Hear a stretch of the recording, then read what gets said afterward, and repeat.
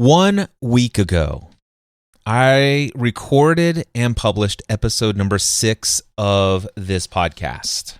In that episode, I had mentioned that I had signed up to take my general exam.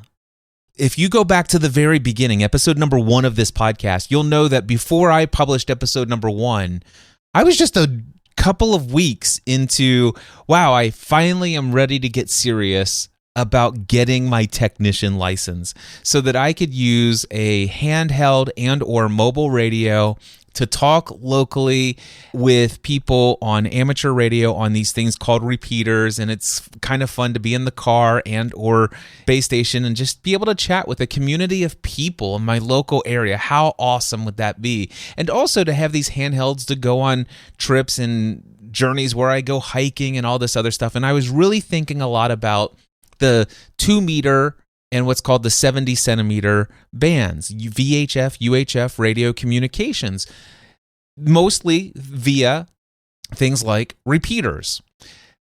And that occurred to me once I started to study for my technician. All of a sudden, I'm like, HF. I did not know that as a technician, I had access to do high-frequency communications, bouncing signals off the ionosphere to other parts of the country and maybe potentially around the world. I had no clue that a technician license would allow me to do that. And then all of a sudden, as I was studying for my technician, and then when I got my technician and people said, congratulations, well, now you know you'll want to go and get your general. And the first initial immediate response was like, I don't know about that. I mean, I have privileges on HF on the 10-meter band. I have since learned that the 10-meter band is usable for propagation of signals. It's better during some sun cycles than other parts of the cycle of the sun. And we're in the height of a great cycle right now. And so I'm hearing that if I had access to an HF radio, which I currently don't, but if I had access to HF, I could, with my technician, sit down in the 10-meter band and make contacts off of the ionosphere with people around the country, potentially around the world. And so I'm like, I don't know that I want to do this. Then last week I talk about the fact that it's like, okay, let me go ahead and get my general license. Let's go ahead and study for it. If you listen to episode number 6, you'll see that I was kind of hesitant about a full-on commitment that I'm just going to I'm going to knock this out of the park. I was committed enough to say, you know what, I am going to put an appropriate number of hours into studying the questions and the correct answers so that I feel fairly confident that when I get there, I will pass the test. Now, in summary, by the way, for your tech license, for the tech license exam, there are 423 potential questions in the poll, and you only need 26 out of a random 35 questions from different portions of that poll to pass. So as long as you get 26 or more correct, you have passed and you will get your tech license out of the 423 questions. I previously talked about the fact that I have a technique that I used to memorize all 423 of those questions and all 423 of those answers, and I scored a perfect 35 out of 35. I also mentioned the fact that I was heavily invested. I was at such a level that, hey, I want to make sure that no matter what 35 questions, I know the answer to them, because there is nothing that's going to allow me to walk away from that exam for my technician license, which was, by the way, just a month ago. There's nothing that's going to allow me to walk away from that exam without having passed and awaiting my issuance of my amateur radio license as a technician. I was so full body committed to it that I would do anything. I was 10 out of 10. I am going to get my exam passed for my technician. And that's how I went into my technician exam just about a month ago.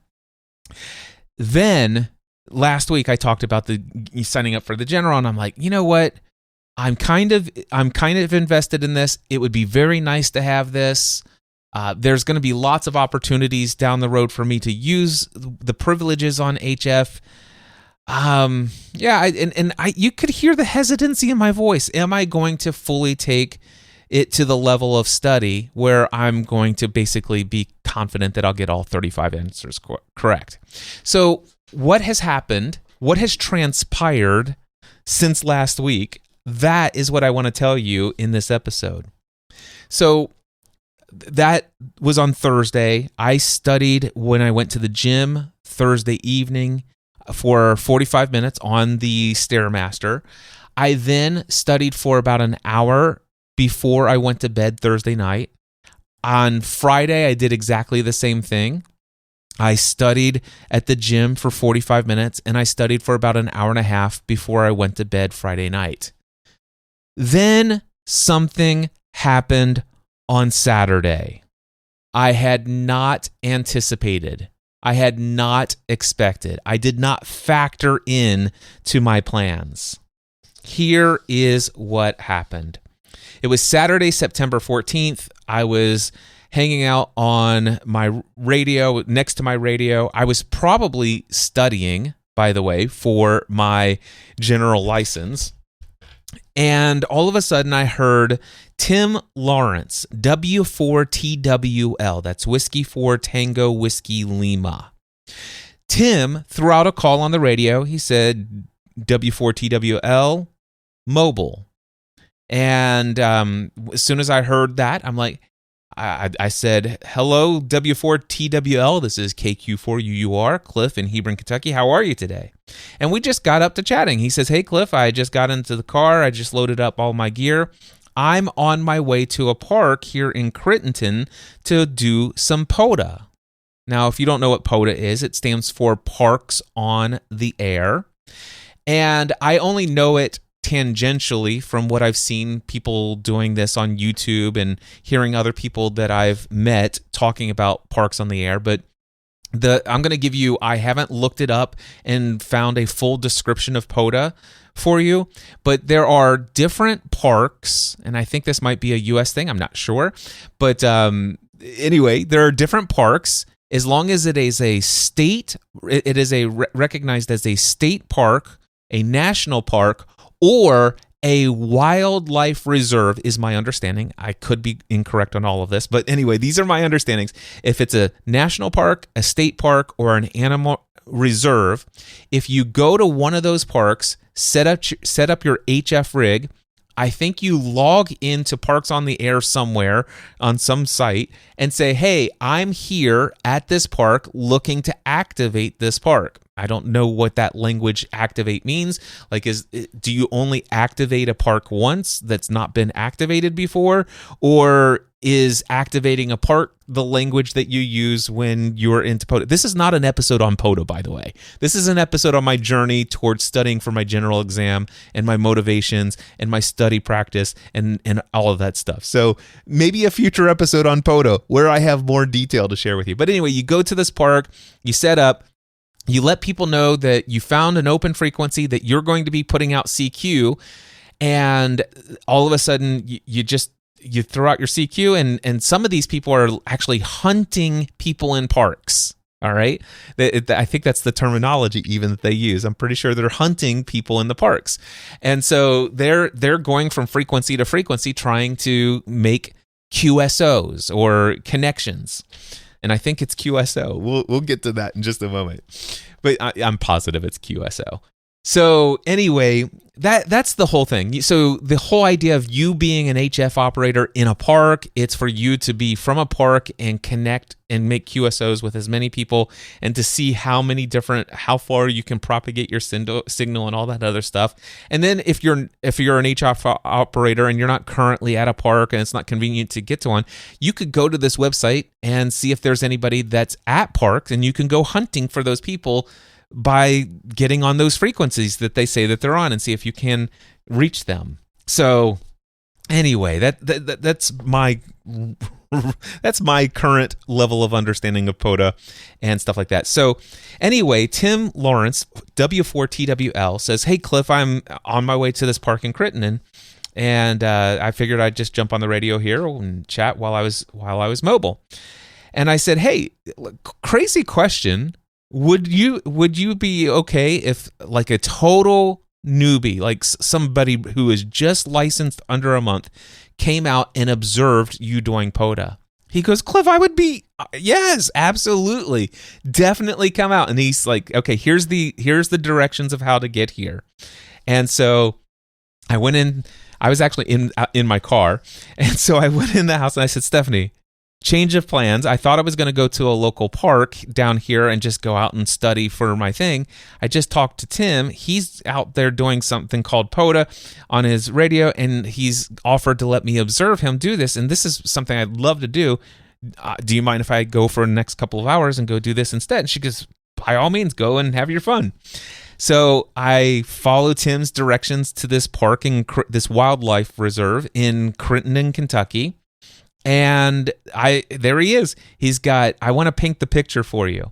So he's got his black pickup truck. I think it was a black pickup truck. He's got his black pickup truck there.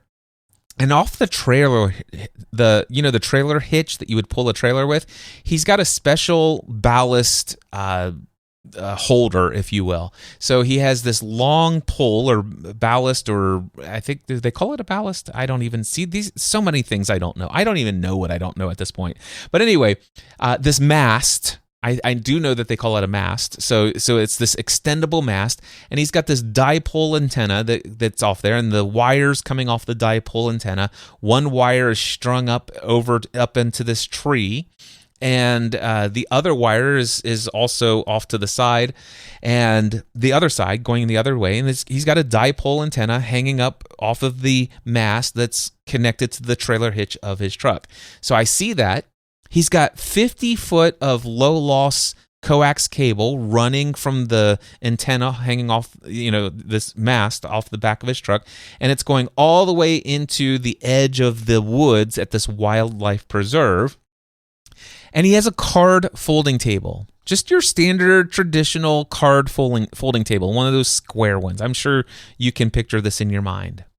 And on top of that table, he's got a lithium phosphate battery. I think it's what it's called. Anyway, lithium ion phosphate battery. It's a LiPo battery. The brand that he has is called a PO Power. And I loved it because not only did it have, a good amount of amperage and all this other stuff, but it had I love the LCD display on top that actually shows you how much power is left in it. Like you can see how much battery's there on an LCD display. So anyway, our display, he had his LiPo battery sitting there. And then the other end of the 50-foot antenna line feed was going into an antenna tuner, an LDG Z-100A tuner. So it was an LDG Z-100A antenna tuner. And then there was a short little patch low loss line cable going from the tuner into his radio. And the radio that he had was an Icom 7000. And this Icom 7000 radio is not what I had anticipated for some reason. I anticipated seeing, one of these things with the big waterfall displays and all this other stuff, but it looked a lot more like what I would think of as a standard in the car mobile, 2 meter, 70 centimeter radio, but it was actually an HF rig. I think it actually is an all band, if I'm not mistaken. It might have actually been 2 meter, because if I'm not mistaken, I think it did have 2 antenna ports, one for 2 meters / 70 centimeter, and then it had a separate antenna port for HF, PL259s, by the way. Anyway, but it was, the thing is, it worked beautifully. It was so simple to operate. It was so simple to see. It was so clear to hear, and it worked so brilliantly, and it reset in my mind the expectations of the equipment that's required out in the field. And I'm like, this is cool. And so I'm just like, oh, I love this.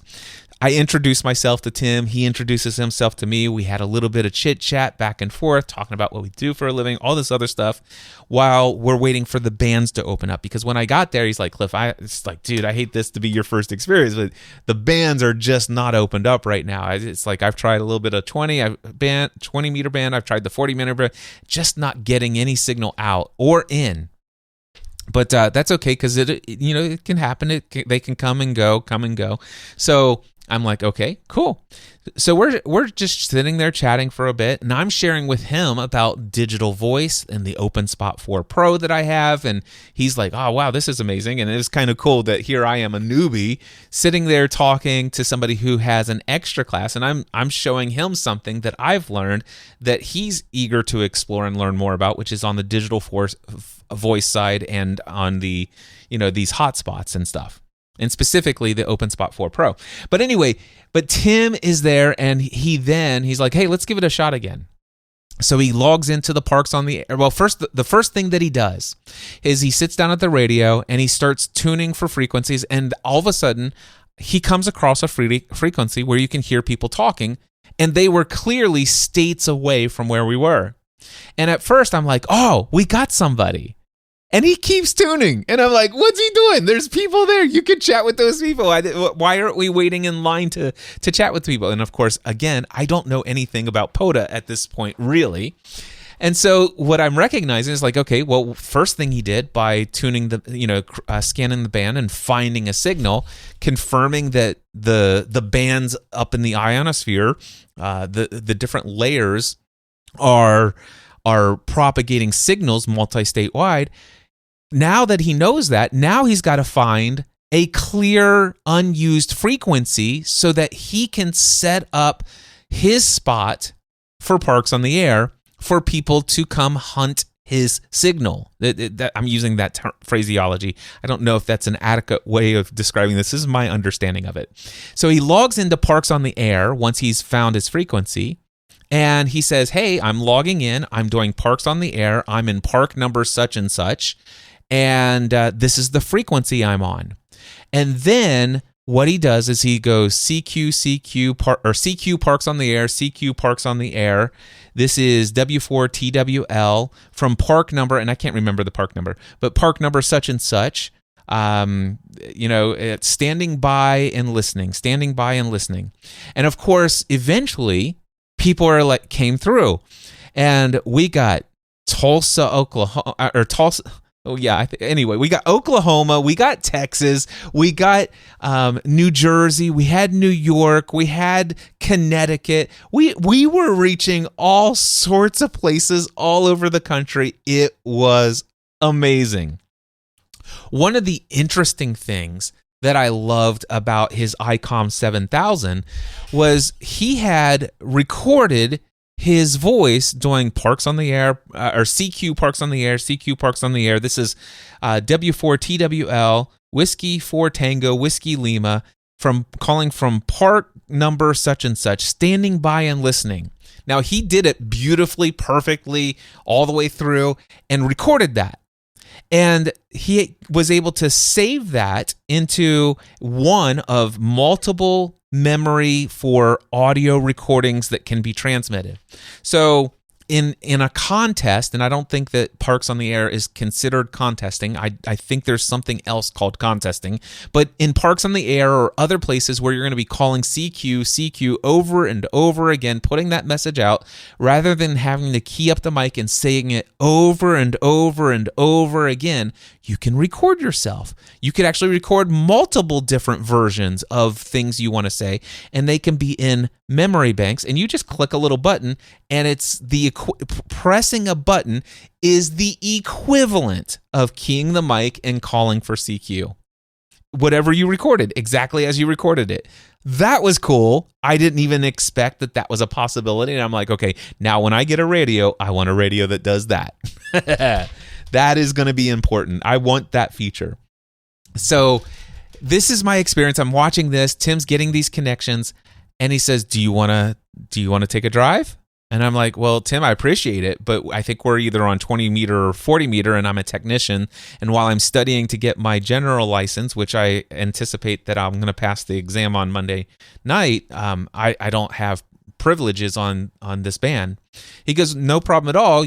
As long as I'm here, I am the station or control operator of this station, but you can use my call sign. I'm like, I had no idea that was possible. He's like, yeah. So as long as I'm here and I'm observing, I'm watching, you can use my privileges and my call sign here for this POTA. And I'm like, okay. And I'm a little freaked out because I don't even know what POTA really is. I'm kind of learning on the fly. But at the same time, I don't want to pass up this opportunity. And so I'm like, okay, I've been observing. Okay, so I say CQ parks on the air, CQ parks on the air.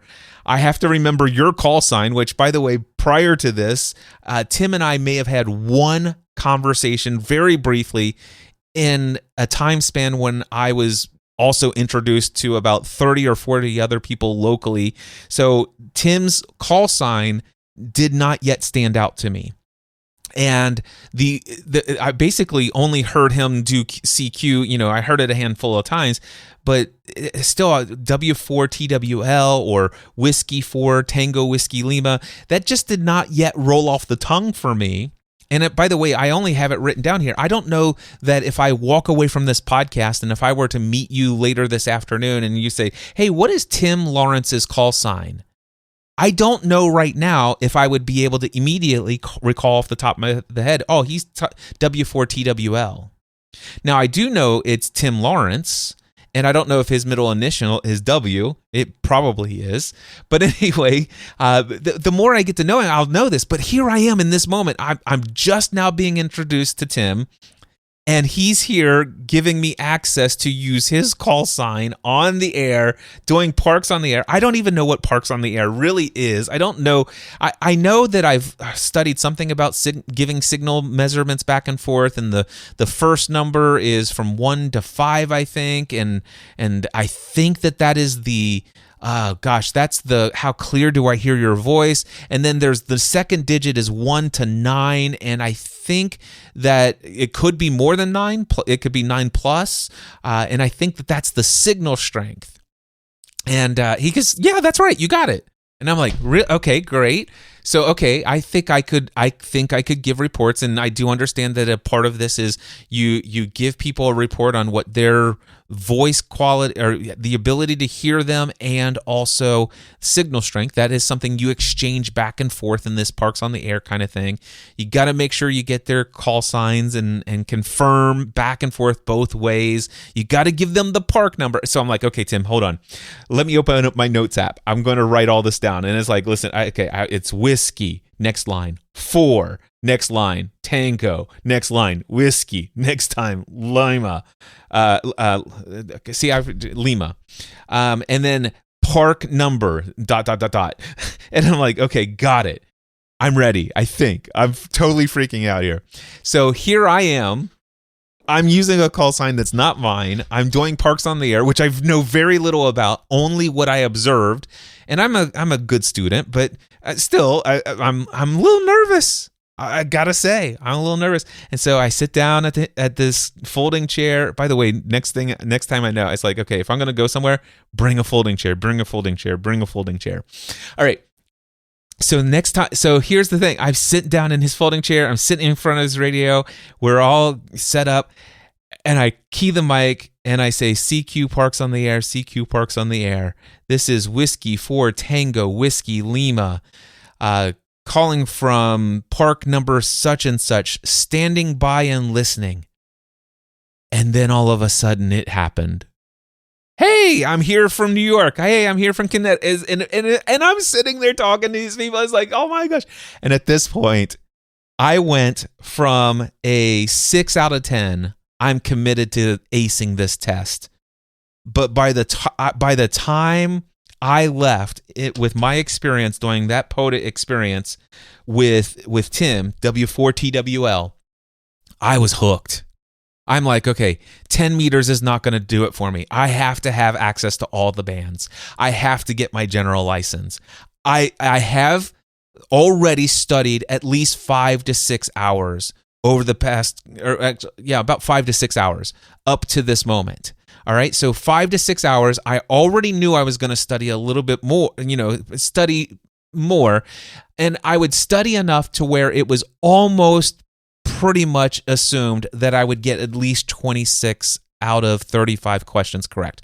That was my commitment before this experience at that park doing POTA with Tim, hands-on.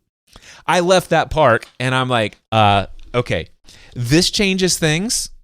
So I spent the entire rest of the day on Saturday, the entire day Sunday, and 4.5 hours before the test on Monday.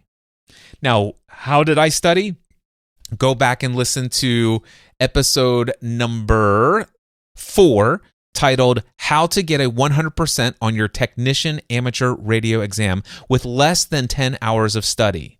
Now, I did not have less than 10 hours of study for this general exam, but I did get 100%. I did get 35 out of 35. Now, on the general exam, there are a potential of 484 questions in the pool, and you still will have 35 randomly selected from various different algorithms of what sections, but then you've got to get 26 out of 35 of those correct to pass. But it's out of 484. So that's all. What is that? That's 61 more questions than the first test. So given the fact that I'm like, okay, I can't go in with any possibility of not passing. So here's what I'm going to do above and beyond what I did for my technician. I happen to have hundreds and hundreds and hundreds and hundreds of various different colors of index cards. Don't ask me why. It's a whole nother reason for a whole nother podcast and somewhere else. It's not related to amateur radio. But I happen to have hundreds. I have a supply of lots of 3.5 by 5 colored index cards. So what I did is I took a stack of about 200 green cards, a stack of 100 or so yellow cards, and a stack of about 200 pink cards. Now, what I did is I started with lesson 1 of ham study prep, hamprepstudy.com. Hold on. It's hamradioprep.com. So I went into my hamradioprep.com exam app, and I went to lesson 1, quiz 1. I hand wrote on an index card every single question, word for word, and the correct answer, word for word, on an index card. Now, I either put that question on a green card, a yellow card, or a pink card. I put the question and its answer on a green card if I felt like I already pretty much knew the answer to that question. You know, I've studied enough. I've already got to the place where I know the answer to this question. If that's the case, I put it on a green card.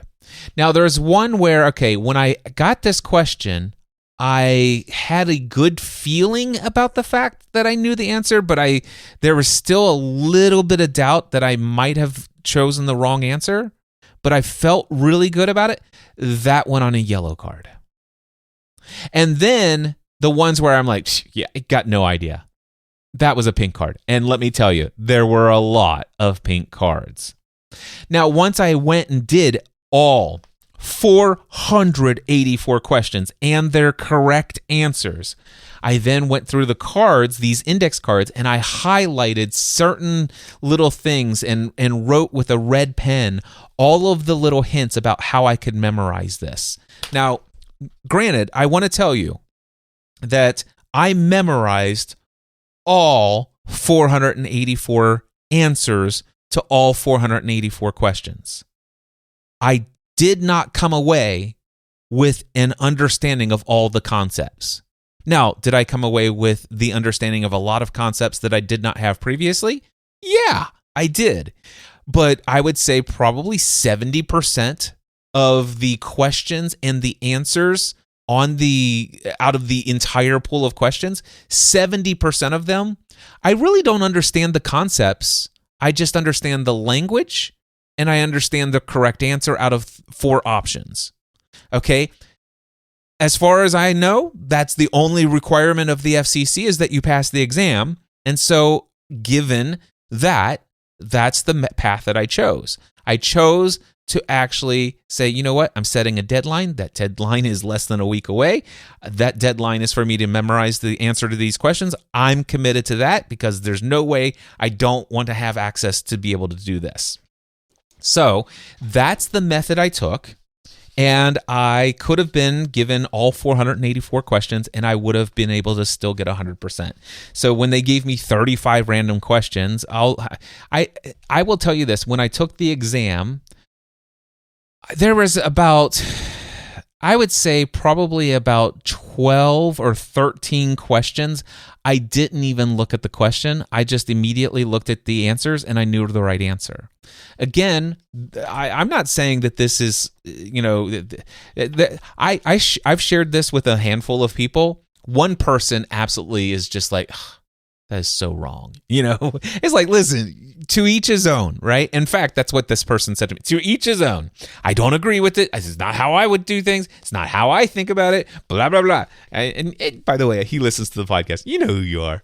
That's okay. Here's what I will say, though, is I passed my exam. And you know what? I got my general license.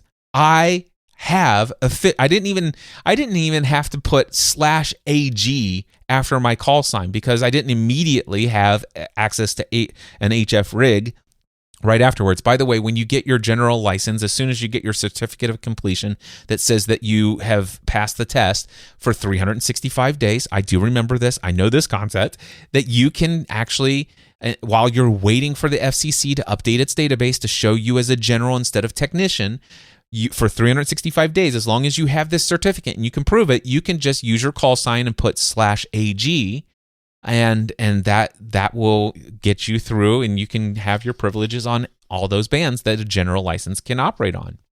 So that's cool. But the thing is I took my test Monday night, and by mid-Monday afternoon or Tuesday afternoon, the FCC database had already shown my updated credentials.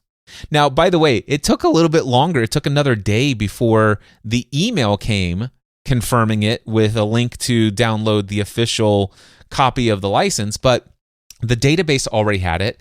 And because the database already had it, I signed into the license manager and I put my FRN number and password. And once into the license manager, I was able to download the official copy before they emailed me a link to download the official copy.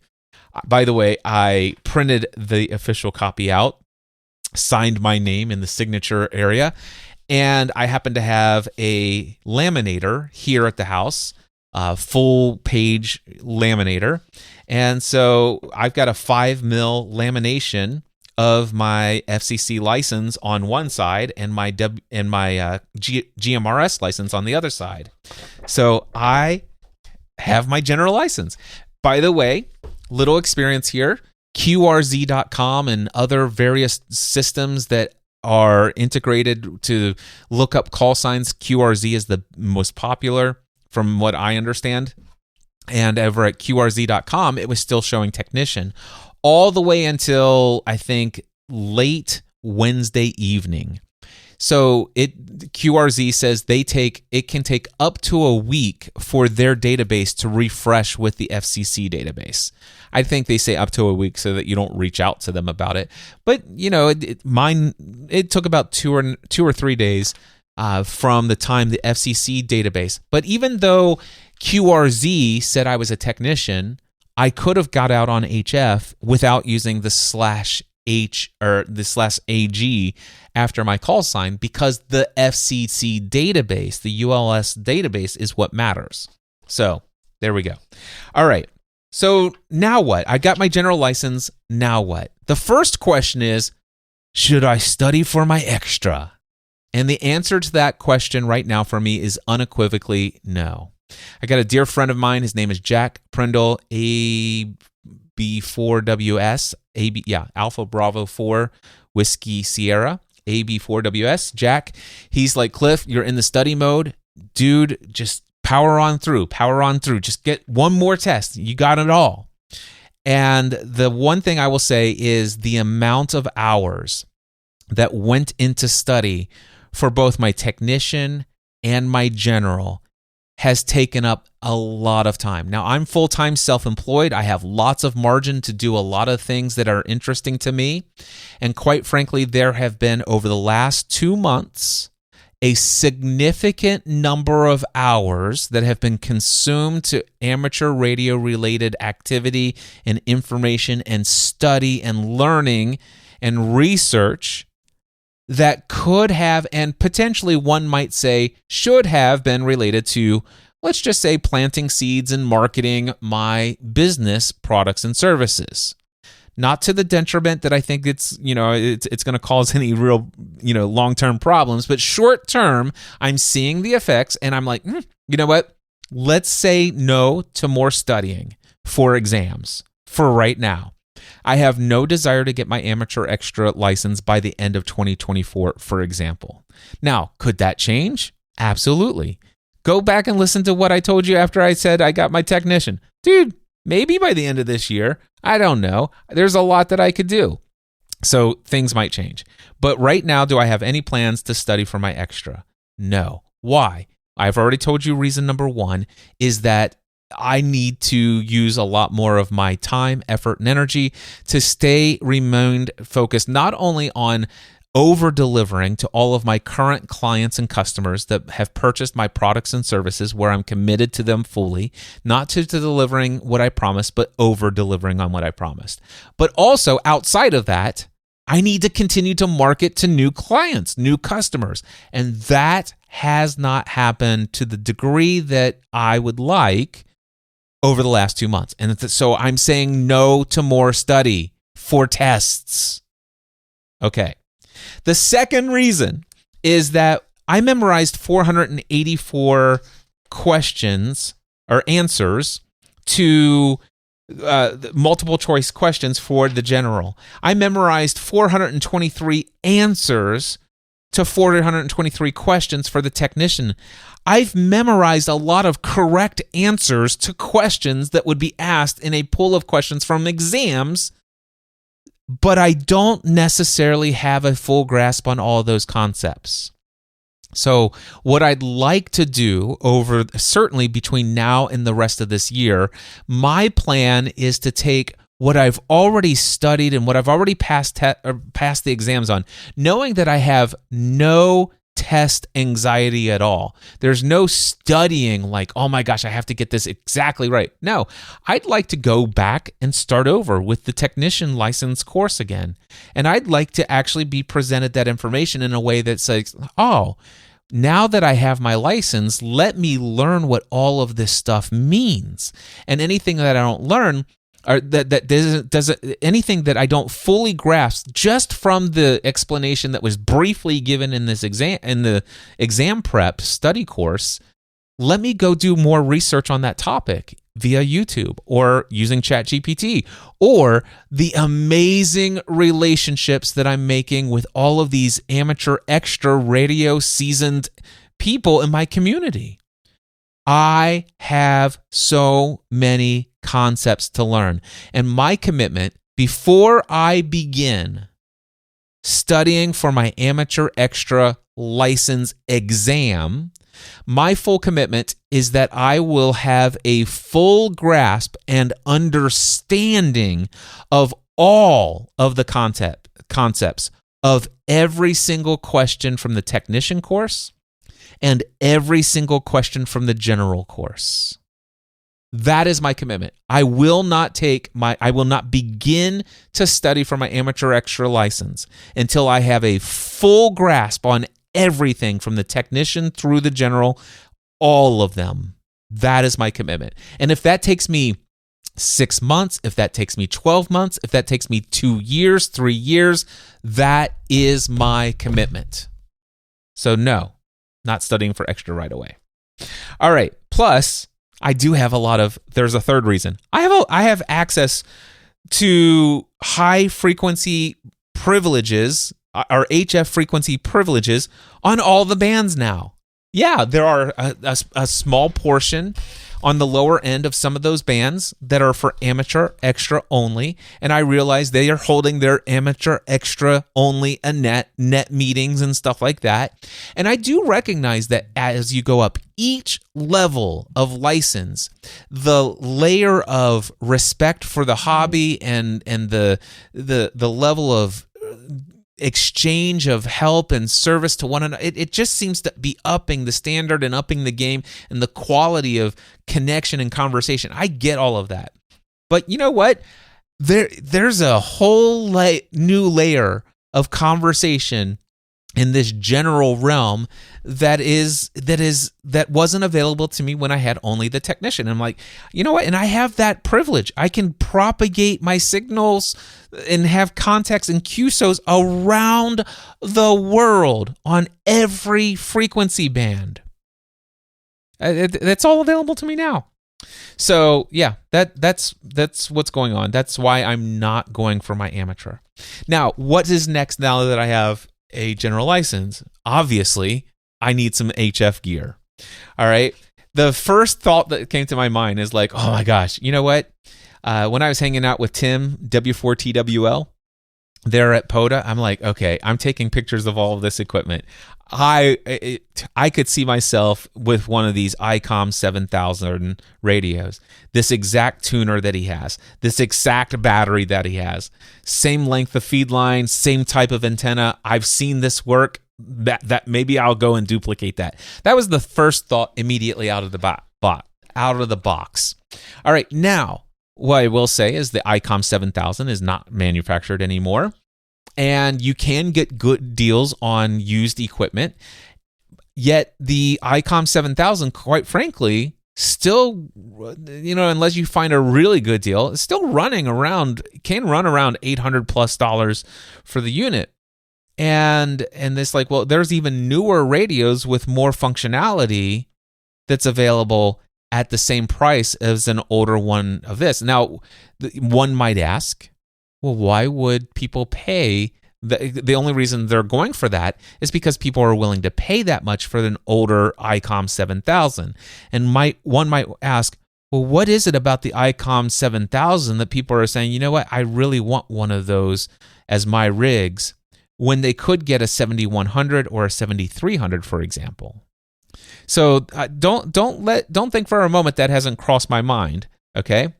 However, currently I'm torn between an offer that I have, and I while this person may also be listening to this podcast, I'm not going to give a shout out to his call sign. And the only reason is I don't want you to know where there's an Icom 7100 available for $800. And by the way, that probably and may only be an offer made to me personally. So if it were for someone else, he might not let it go for as much. Because he was very hesitant when I asked him, hey, what do you think about selling that one? He's like, I don't know. And then he came back with an email either later that evening or the next day. But I have an offer for an Icom 7100 for $800. Now, that's a very good price for an Icom 7100. And there are some features that I like about it. It's an all-band radio. So it could be used here as a base station, as both a 2-meter, 70 centimeter, and HF rig here in the studio, and I could easily pull it out and then take it mobile with me. I kind of like that. Of course, it's going to have all of the features and functionality of the Icom 7000, but it also has a display that is detached from the body of the radio, which in a way I like and in a way I don't like. There's a part of me that likes the unit all being one thing in the 7100, albeit one of the things that I would have done, and Tim, if you're listening, I would actually buy myself a little 3D printed stand that would angle the screen up to me so that it's pointing at me. But with the Icom 7100, it's got this head unit that has this very large and very easy to read display that is pretty much angled perfectly if it was sitting on a table in front of you. So I like that. Anyway, 7100. The other one that I'm thinking of is an Icom 7300. Now, this is the newer version of this line from 7000, 7100, this one here being the 7300. Now, what I like about this one is the color waterfall display. I absolutely love that. I also like that it's a single unit. It does not have a detached head unit. Now, again, if I were to have this unit, I would also want to buy some sort of stand that holds it up as an angle. If I'm not mistaken, it may even have a little leg that kind of pulls it up as an angle. I think I recall seeing that on the 7300 as a feature. But anyway, the one thing about the 7300, it's HF only, so you don't get the 2 meter and 77 meter band. That's not a deal breaker for me, because guess what? I have my Yaesu FTM 500D in the car. That gives me my 2 meter and 70 centimeter communication in the car. I also have my Redivis RT95, which is 2 meter and 70 centimeter. Sure, it's only 25 watts, but guess what? There's not a single repeater in my hometown here that I'm not able to hit with this thing. So I have it already. Why would I duplicate it? It's no big deal. So the 2 meter / 70 centimeter, while it'd be nice, I don't know. The thing is I could get an Icom 7100 for $800. An Icom 7300 is after a mail-in rebate, it can be $999. So that plus tax, but still, for $200 more after mail-in rebate, or for $300 more and then get a $100 check back at some point in the future, for $300 more, I can have a brand new, never used before radio under warranty, and also with the waterfall, and so I'm torn between those two. I am very interested in the $800. Now, the thing is if it comes down to it where my idea of where I'm going to come up with money for how to buy new gear and to create a budget for my new hobby here, then I may go for the 800 just to save the 300, because then I can actually use the extra $300 to go and buy a tuner, an antenna tuner, and materials and or a pre-made antenna. So, and the LifeBow battery and all that other stuff. So it depends on how tight I am on money. So if I have, let's just say, an ample budget of many thousands of dollars available to me, I would probably lean on getting a brand new Icom 7300. Although I'd still consider that 7100 for $800. So I'm not settled on either of those just yet. By the way, the question some people might be asking, Cliff, why aren't you looking at the Yaesu 991A? That was originally on my list. Well, here's why. First and foremost, I went out and I got experience on an Icom. I have a Yaesu radio. I love my Yaesu radio. I do know that their menuing system is atrocious. It is an offense how terrible the menuing systems are inside of a Yaesu radio. And the one thing that I've seen over and over again, how easily accessible every menu item is with either a direct press of a button or a direct press of the button, and everything that you would want is 1 or 2 clicks away right there. Whereas I've seen some things, it's like, okay, I've seen side-by-side comparisons. Okay, this is how I would set up POTA here with a brand new radio out of the box, never been programmed. Let me do factory reset on both of these and show you what I would do to set up POTA. And I'm sitting there, it's like, okay, Icom. Let's just assume both of them have had all of the antennas are set up, the feed lines are set up, the tuners are set up, the battery and everything's all set up. Now it's just not, okay, let's get the antenna tuned and let's set a frequency and let's go start transmitting. What I had seen on the Icom is boom, boom, boom, boom, boom, done. All right. And then it's like the Yaesu is like, okay, so we need to set this. Okay, so we're going to hit function. Oh, we got to scroll down. You're looking for this. Okay, this menu item. Okay, we got that. Okay, Go back into scroll down, 17 pages down. I might be exaggerating just a little bit. It's more like 7 more pages down. Here's the next setting. And then it's like, okay, now you want to be able to do this and set this. And if you want to hit this, it's these menus are, and I'm like, yeah, I've seen that already on my FTM 500D. By the way, I love my FTM 500D. I do love the programming. Well, is it 8 functions out of that crazy, gigantic, horrible mess of a menu to take the 8 items that I use the most and put them right there under one tap of the function button? Yes, I love that. But here's the thing. I still don't know anything about APRS and why anybody would care about it. I imagine that I'm going to understand the value of having APRS. And what I know now is that those menu items, they're in crazy places. Lots of scanning to get to the menu items. And if I program those into my 8 programmable slots, I kick out some of my easy to program slots, memory. I will just say, why am I leaning towards Icom? Menu. That is the key. Also, I think it'd be nice to have a D-Star radio, except for the fact that, number one, D-Star, they take forever to approve their IDs. I still don't have mine. I applied more than a week ago. I do have an email of a friend, and I haven't done that yet, and I will do that, and I'm certain that it'll get taken care of. But here's the thing. I've got a Yaesu radio, which has C4 FM. I've got an OpenSpot 4 Pro. And even my OpenSpot 4 Pro has an app. I don't even need a digital radio to use my OpenSpot 4 Pro. Right from my phone, I could be communicating in DRM, C4 FM on YSF reflectors, and also the D-Star things. So with my Yaesu C4 FM to my hotspot, or my hotspot using its app, I don't need a D-Star radio to do D-Star.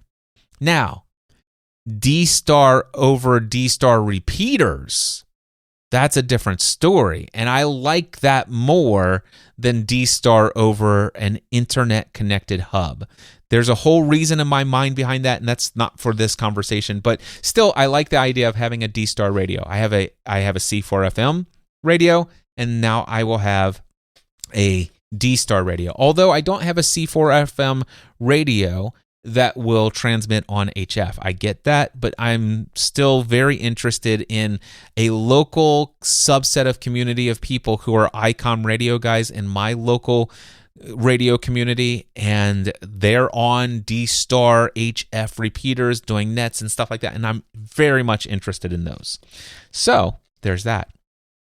That's another reason why I'm really leaning towards Icom. And I could do those with Icom 7100 or the 7300. Now, the interesting thing is I don't have the budget for this. This isn't something that I had anticipated getting into, and I am very much interested. I'm willing to invest in good gear. Now that I have such a clear, developed understanding of why I love this hobby, I'm willing to invest. So much so that on Monday morning, I put my 1974 Volkswagen Beetle up for sale. I have a classic Volkswagen Beetle that has an original 7,900 miles on it. That's right, original 7,900 miles. It is in mint perfect condition, and it has been slightly modified with bucket racing seats in it, and it's got no back seat, but instead a super beefed up audio system that this car dealer had put into, or a car show person put into it. But anyway, I bought this in, I think, December 2018, and I've got it up for sale for $12,000. Somebody came and looked at it yesterday. I almost thought for sure we were going to go straight to the courthouse, but he's looking at 2 other vehicles, and I'm waiting to hear back if he's going to buy mine. Anyway, if I sell this, I will have many, many, many, many, many, many thousands of dollars at my disposal as a budget for radio equipment. But currently, I have no such budget. So, with that being said, I don't have the funds to throw at a HF rig right now and all the associated accessories to go with it. So what does that mean? That means that I'm without a rig and I have an HF license. Now, here's the situation. Greg Lamb, W0QI, that's Whiskey Zero, Quebec, India. Greg Lamb is the very first person I ever talked to when I had my technician license. When I first keyed up on a local repeater and threw out my call sign, W0QI, Greg Lamb in Northern Kentucky is the person who answered that call. And, he's an amateur extra, I believe, and he has had so much experience in amateur radio. Very generous person, and he recently made this offer to me. He says, "Hey, Cliff, just want to let you know, I happen to have a Kenwood 570 HF transmitter. I'd be delighted to let you borrow until you're able to get your own, buy your own rig." And I'm like, "Are you serious?" He's like, "Absolutely. I would love to see you get out there on the airwaves, and I love what you're doing. And I would just love to see you not have to wait. So yeah, just here's my phone number and just call me or text me. We'll set up a time and you can come pick up this Kenwood 570. And I'm like, amazing. This is awesome. And one of the things he says, I would ask you, would you be willing to help me figure out something with my open spot? And I said, as long as you understand that I am absolutely brand new, even though I just got my general license, I still don't know what I don't know. I still am brand new to this. And while, yes, I do have an open spot for Pro, but I just pulled it out of the box, turned it on. I did one little thing in the settings to set my transmit and receive frequency, and it worked out of the box with my Yaesu radio. And quite frankly, while it works, and if you told me a talk group number, I can get over there. If you tell me a reflector on a YSF, I can get there. Do I know anything about it between that? And if you're having problems, can I troubleshoot a problem? I know very little. As long as you understand that, he goes, listen, Cliff, your ability to solve my issue with my open spot is not a requirement to borrow this Kenwood 570. But if you wouldn't mind taking a look at it, I said, I'll definitely take a look at it. So anyway, Greg, I'm going to be in touch. So I'll reach out to him. Unless, by the way, the only stipulation, I still would probably come out and look at his open spot, even if if this guy comes back to me today and says, hey, I want to buy your bug and let's go to the courthouse and here's a check. And I'd go deposit that and confirm the money's there and the other bank guarantees the money's there. Boom, I have my budget. Chances are I won't end up borrowing the Kenwood 570. I will just go buy my brand new rig. Whether it's the 7100 from a friend of mine that I've just met from the local radio club, or if I head up to R&L Electric and buy a brand new 7300 out of the box with a warranty. So, but anyway, come on, this community, amazing. And by the way, I also joined the Northern Kentucky Amateur Radio Club, and I also applied for the ARRL, which I think is the Amateur Radio Relay League. Anyway, I applied for that as well. So I'll be a member of the local club and the nationwide, anyway, all of that. And also, I've met some amazing people over the course of the past 2 months in this local area. I'm not going to do shout outs and names of everyone right now, but I do want to mention one more person in this episode, and that would be Rod Milligan, KY4ROD. And I like his call sign. He actually really resonated with my vanity call sign episode, and he happens to have a vanity call sign. So his name is Rod, and he's got KY4ROD. KY, Kentucky for Rod. So KY4ROD. That is awesome. I love that call sign. Anyway, he wrote me this amazing email, shared how much our journeys kind of paralleled and so many things that resonated with him. By the way, he's an amateur extra, has lots of knowledge. way more understanding of these concepts that I'm supposed to understand right now because I passed this exam and aced it 100% on my general, which quite frankly, I know so much about what I don't know. And I just love the fact that I have access to amateur extras like Jack Prindle, AB4WS, that I have access to Tim Lawrence, that's see, I told you. Whiskey 4 Tango Whiskey Lima, W4TWL, and then KY4ROD Rod Milligan. These three have offered so much help to me that it's amazing. Both Tim and Rod have said, listen, I live right down the road from you. One lives in Burlington, one lives just a couple more miles down the road in another area. And they're like, listen, just you tell me what you need and we'll come out. If you need help setting up an antenna, evaluating things, just let us know. Let me know. And I've had that offer from both Tim and from Rod. It's like, this is so amazing. I'm surrounded by so much wisdom and experience, and on top of my own natural desire to dig into concepts and learn, I've got so much to learn from the technician course and the general course that it will keep me, I know, satiated for my desire to learn and master skills for at least the next several months and probably the next several years. And the amateur extra is just not something that's on my current radar. Am I going to get it? Will I have it? And do I plan to have it by the time I retire and I'm traveling the world and doing all the amateur extra stuff that I'll do? Sure, yeah. But that's down the road.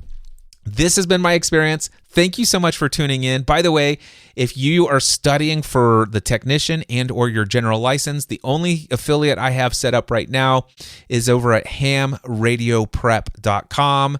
If you use the coupon code KQ4UUR, you'll get a discount off of the cost of the course. I encourage you to buy access to all three courses. Get the bundle, even if you think you're only going to use it and only get your technician. Learn from my example. Of course, thankfully, I purchased all three right out of the gate.